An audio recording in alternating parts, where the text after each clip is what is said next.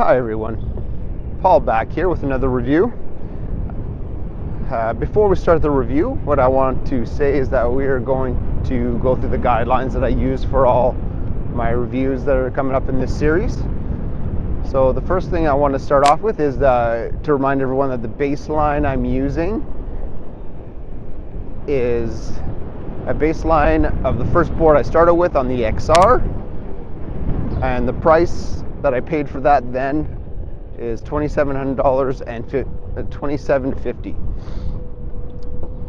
And the baseline, of course, so what we're going to do is obviously set it as a baseline at 5 out of 10, so we can go below and higher equal amount. So the XR, 5 out of 10, $2,750 is my baseline. The other guidelines I have is any board that I review, I have to have ridden at least 300 kilometers. I will try it in different terrain if needed,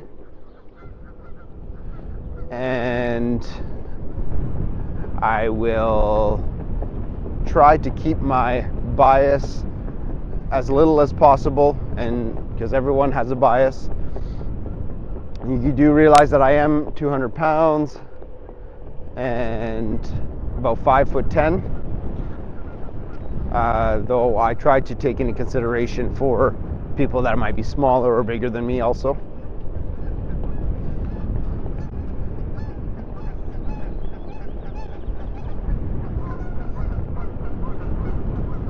All right, and for my reviews, I take into consideration the build quality, the way it rides, and of course the pricing. I try to leave out anything about aftermarket customizations, modifications, because those change the price and they change the ride of what you're buying. So today we are going to review the GT.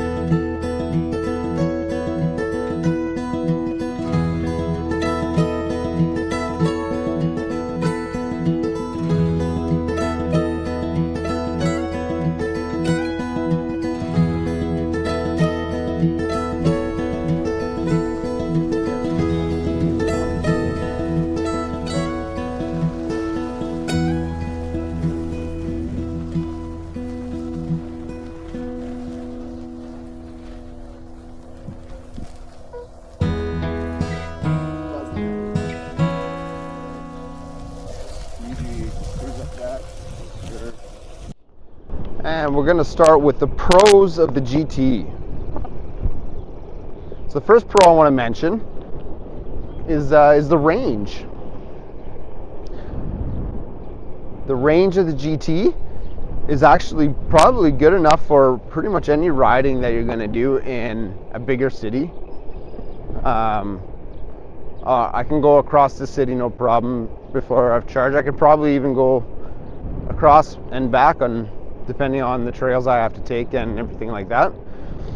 So I think that the range on here, I get, if I ride the speed I like to ride with the GT, I would say I get approximately 30 kilometers. Now, I ride a bit slower, maybe 30 to 35 if I slow down, depending where I'm riding. I could ride a lot slower and probably push the 40 kilometer mark. But yeah, I typically get 30 to 35 on the GT. So that's my first pro, being the range.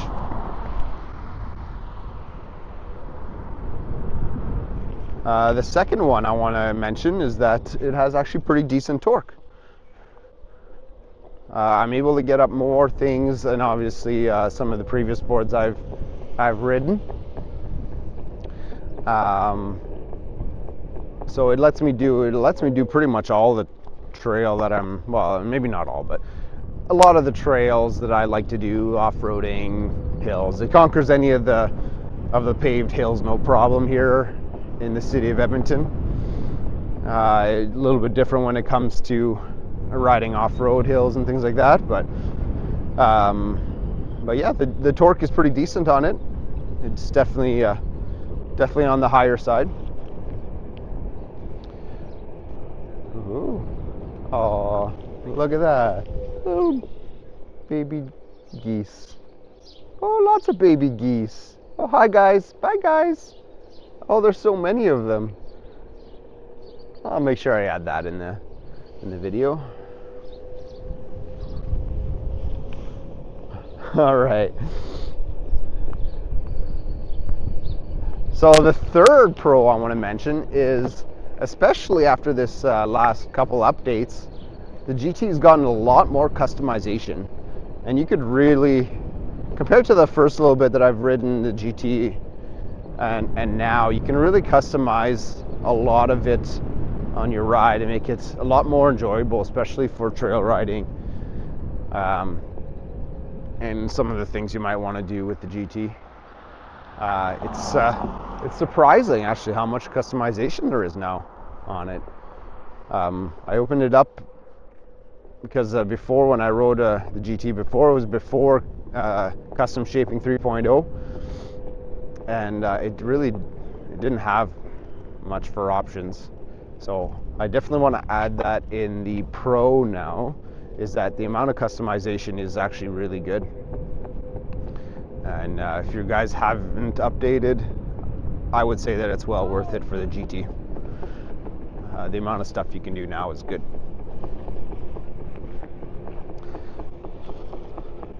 And then the fourth pro I want to say is the durability and the water resistance. The Onewheels now, the new products, they seem to be well refined, good for water resistance right now. I'm even riding in a little bit of a sprinkle right now, and I'm not too worried about it. And I've dropped this board plenty of times. I've put it down on, it's tumbled over some rocks and roots on the trails and everything, so it's definitely durable. Nothing's ever happened to it. So yeah, that would be the last of my pros for the GT. It's really a good ride for those things that I want to highlight.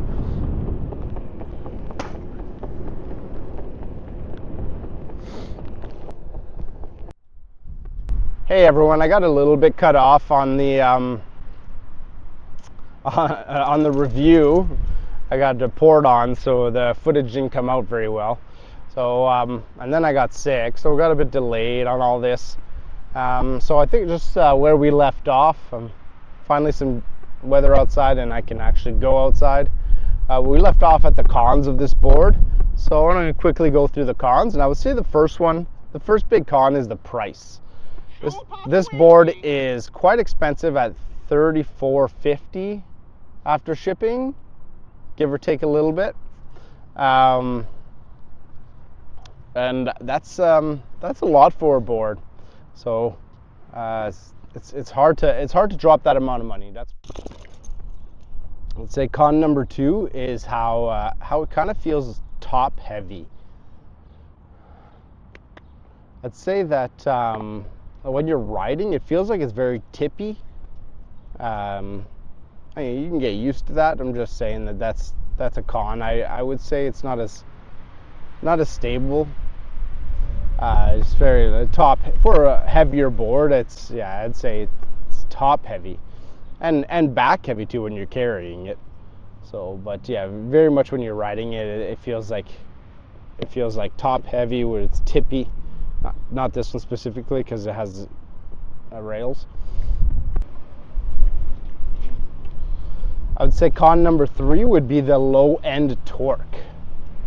I probably have multiple times riding it in the last couple weeks, and even before that, but at least on this new camera, that it's just like it nosedives and struggles on just little tiny bumps if you're at a stop. It doesn't go when you're at slow speeds. Really struggles for that low end torque.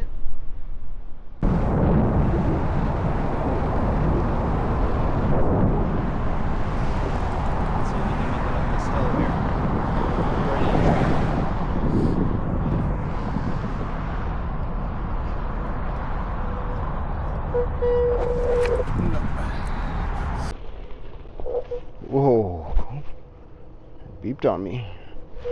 Whoa, holy lot of beeping. On this board, whoa.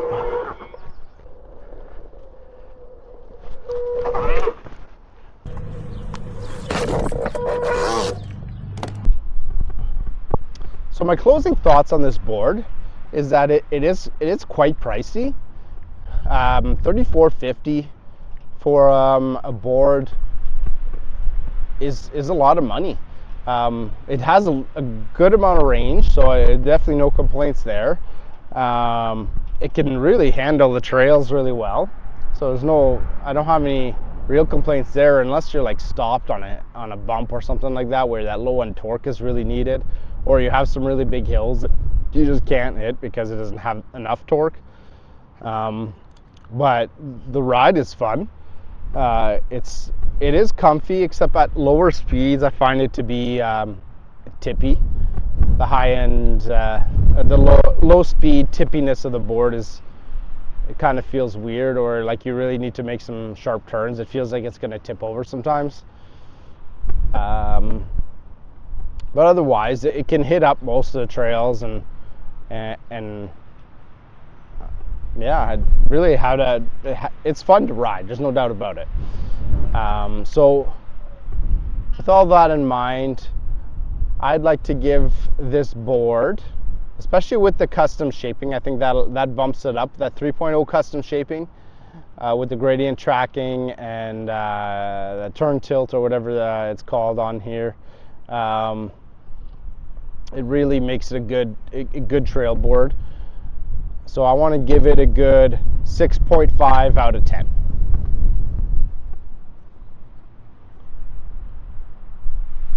Thanks for watching. My name is Paul, and I'll see you at the next review. Hey, hey, hey, hey, hey, hey, hey, hey.